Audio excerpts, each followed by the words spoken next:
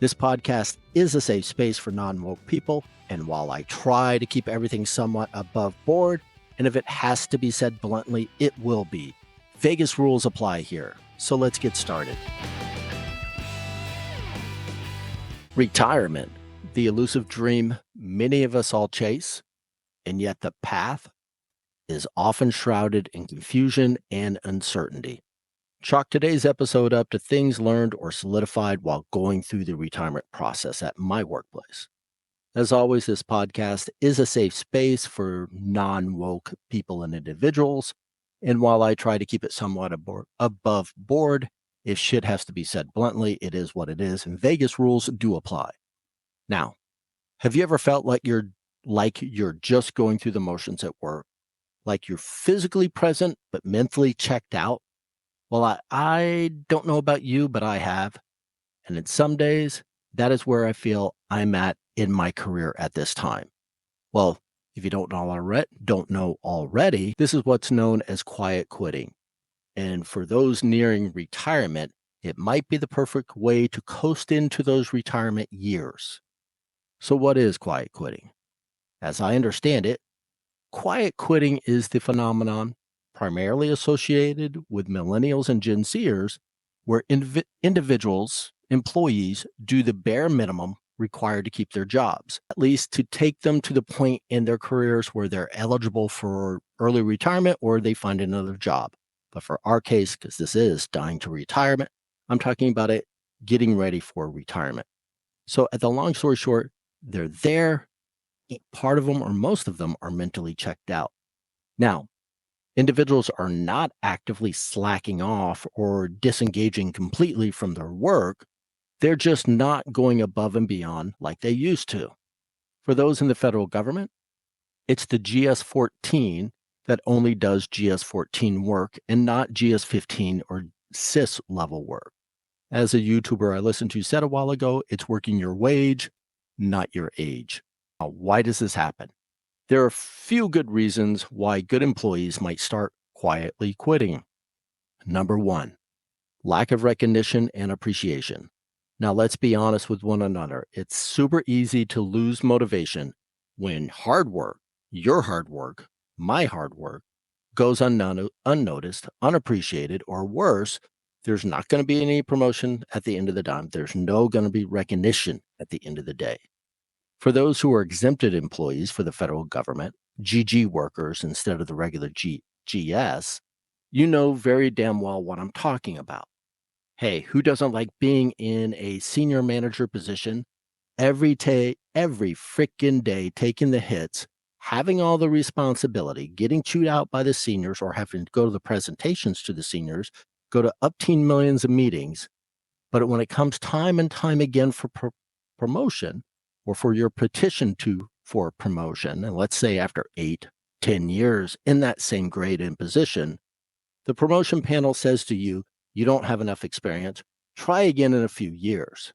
Now, you're good enough for the job, you're good enough for the hits, you're just not good enough for the grade and pay. Make it make sense. Please, someone, make it make sense. Now, number two, burnout, excessive workloads. We all know these, long hours, lack of work-life balance can lead to physical and mental exhaustion, causing you to disengage, quietly quit. It's a coping mechanism. I think the worst is when you have a manager whose life is work. Micromanagers, I'm going to talk about that in a moment too. They don't have a cat or even a freaking low-maintenance goldfish that you just feed once a week, and they expect you to do the same.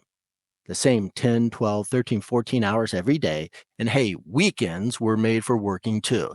And swear to God, when managers are like this, if they ever have a sexual partner, they're screaming out, not their sexual partner's name, but they're screaming out, oh, some form XYZ, you're late getting this in. What's your thing? What's your plan for it? They're screaming work-related stuff because that's the only thing they live for. Now, number three, let me go over this lack of growth opportunities. And I talked about it a little earlier. If you're stuck in your current role with no clear path for advancement or professional development, because sometimes we trade that shit off. Okay, we know we're not going to get promoted, but we're going to take the skills and the professional development. Now, if that's not going to happen, we may want to be able to quietly quit out of frustration. If there's nothing you're going to learn that's going to take you into retirement, hey, quietly quit. Number 4, poor management, ineffective leadership, micromanagement, like I said, I'm going to look at in a moment, and a lack of trust can create a toxic work environment, causing you to withdraw your efforts. And I'm there. I honestly can say I have met my Waterloo, and I'm sure the hell not Wellington. Number 5, unfair treatment, unfairness in compensation, promotions, or treatment compared to your peers can breed resentment and disengagement, which all can make you want to quietly quit. Now, quietly quitting advantages for soon to be retirees. What I just covered was some of the why people quietly quit. And it can happen no matter where a person is in their career.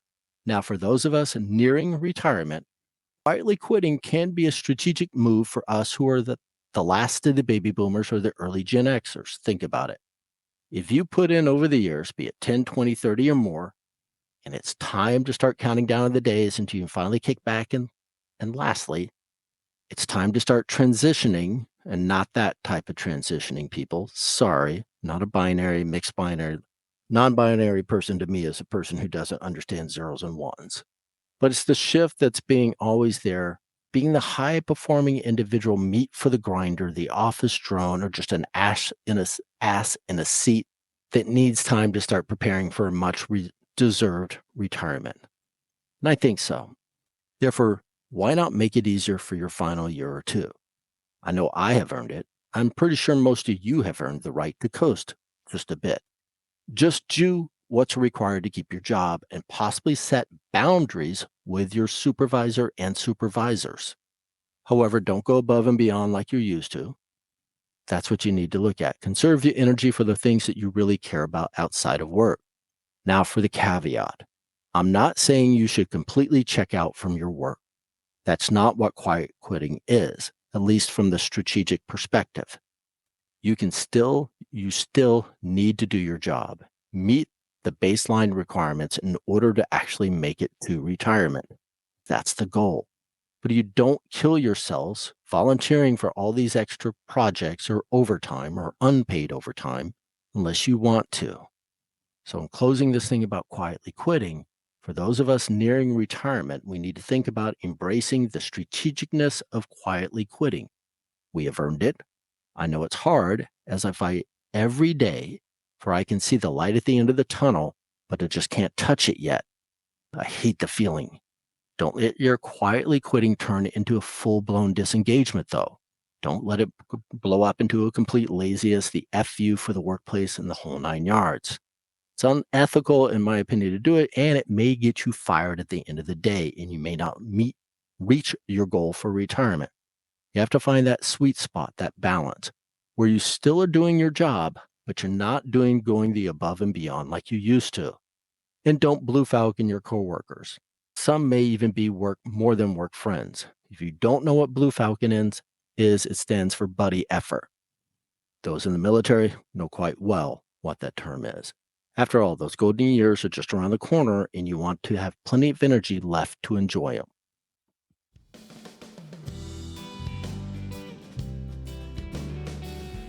That's it for today. Curious, concerned, or just want to chat? I'm all ears. Reach out at dyingtoretirepodcast@gmail.com.